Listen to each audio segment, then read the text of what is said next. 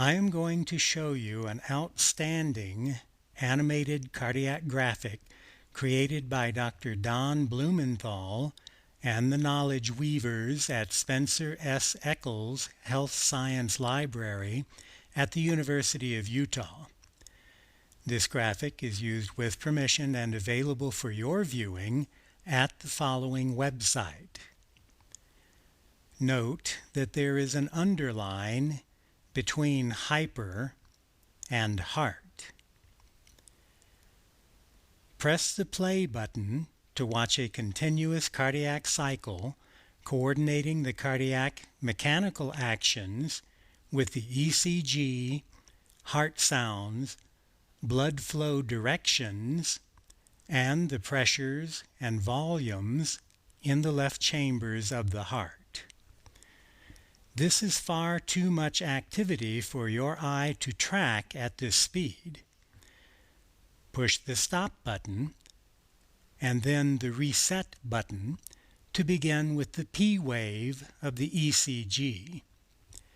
Electrically, the cardiac cycle begins with the discharge of the sinus node that depolarizes both atria, causing the P wave of the ECG.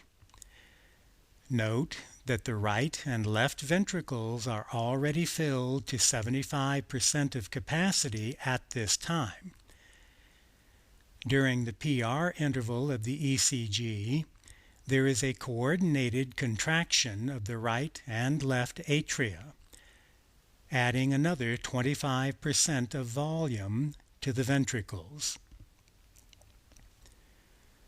Pressure in the ventricles is at or near 0 millimeters of mercury at this time, and a diastolic pressure of about 80 millimeters of mercury in the aorta is holding the aortic valves closed. Contraction of the atria has forced the mitral and tricuspid valves open as blood is ejected from the atria into the ventricles.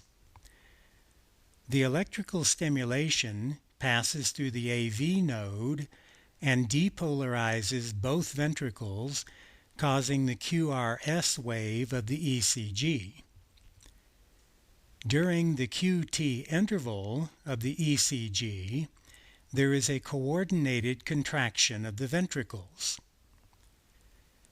As left ventricular pressure builds and exceeds left atrial pressure, the mitral valves are forced to close.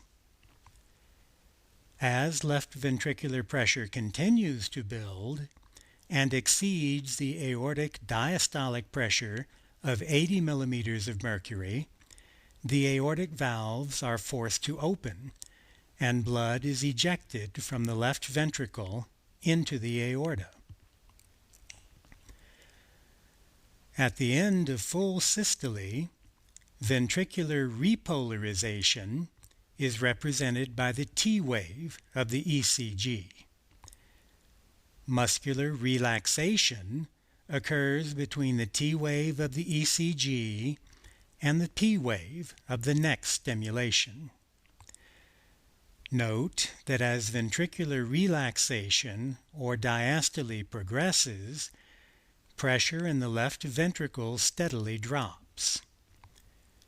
Again, aortic diastolic pressure forces the aortic valves closed. As left ventricular pressure nears 0 millimeters of mercury, higher pressure in the left atrium forces the mitral valves open, and blood flows from the left atrium into the left ventricle. Continued relaxation of the left ventricle also draws blood from the left atrium into the left ventricle. Although pressures in the right side of the heart are lower, the same mechanisms are occurring. Mechanically, the cardiac cycle begins with left ventricular diastole at the end of the T wave on the ECG. As the left ventricle relaxes, the mitral valves open and 75% of blood capacity is passively drawn into the left ventricle. The E wave of the M mode of the mitral valve occurs at this time.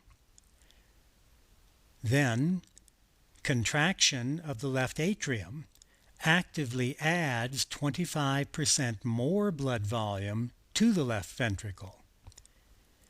The A wave of the M mode of the mitral valve occurs at this time.